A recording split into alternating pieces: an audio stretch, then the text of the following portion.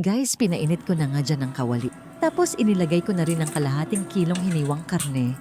Hindi na po ako gumamit ng mantika dyan. Mismong ang karne ng baboy ay papamantikain natin. Tapos takpan lang ito. Hanggang sa magmantika na yung karne ng baboy.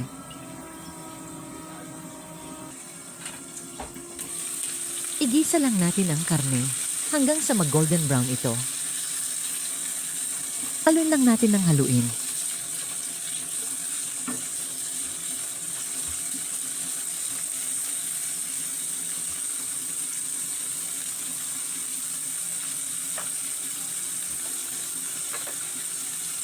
Maglagay ng kaunting asin.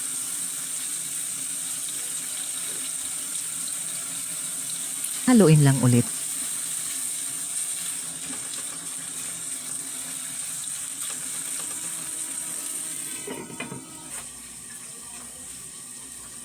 Ayan na nga.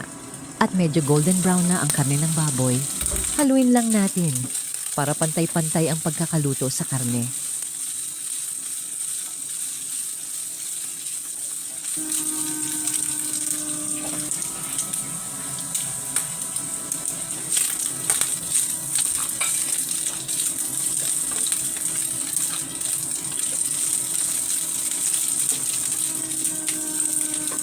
Ayan, at iset aside muna natin ang karne. Maglagay tayo ng kaunting mantika. Tapos sinimulan ko na nga igisa ang bawang. Tapos haluin lang natin hanggang medyo maluto ito.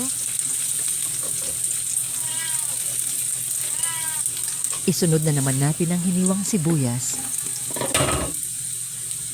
Igisa lang natin.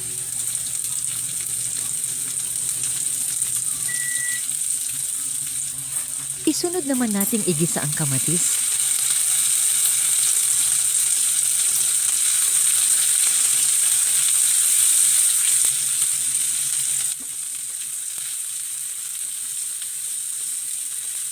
Halu-haluin lang natin.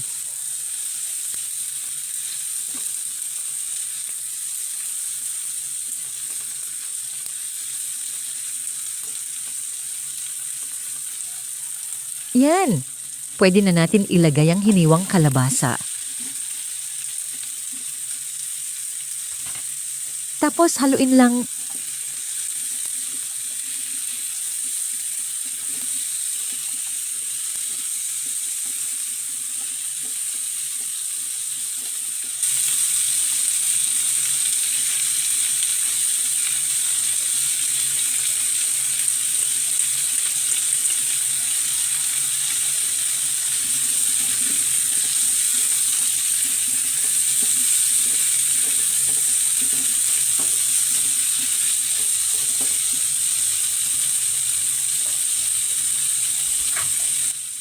At tinakpan ko nga muna ito para mabilis maluto ang kalabasa.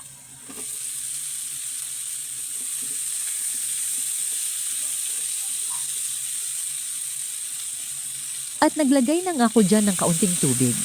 Mainit na tubig nga ginamit ko dyan para mabilis siyang kumulo.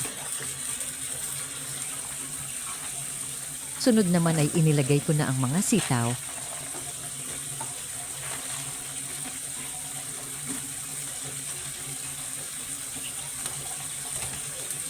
Hinalo-halo ko nga lang to ulit.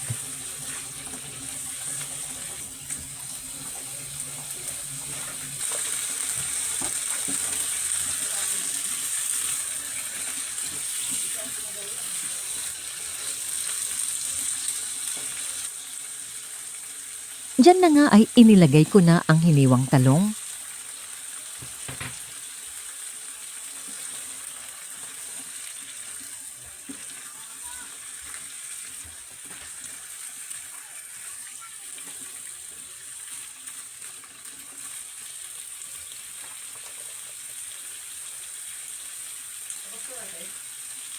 Ipan dyan si JR, bigyan mo muna kay JR.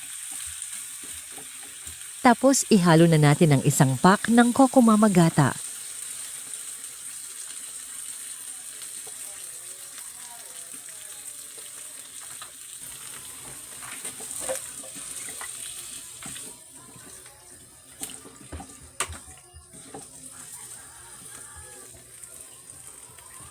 pan. At hintayin na lang natin maluto ang ating ginataang sitaw, Tulog si Ab. kalabasa at talong.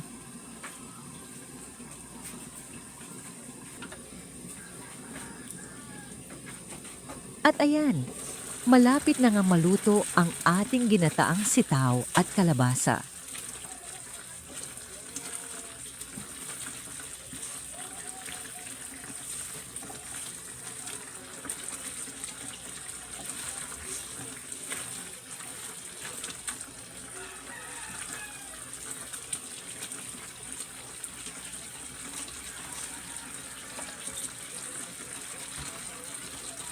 Luto na ang ating ginataang sitaw at kalabasa.